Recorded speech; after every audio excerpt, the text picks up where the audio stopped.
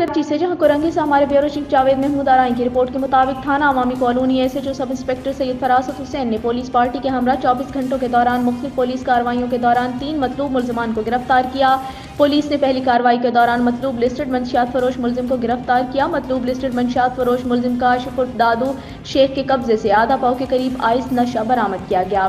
Police ने दूसरी कार्रवाई के दौरान गुटके के कारखाने पर छापा मारकर गुटका फरोश 2 मुल्जिमान को गिरफ्तार किया। गुटका और मावा फरोश मुल्जिमान कामरान और तारिक के कब्जे से 29 किलो से जायद मुजरे सेहत गुटका, मावा, तंबाकू, तैयार छालिया, केमिकल और दीगर सामान बरामद किया।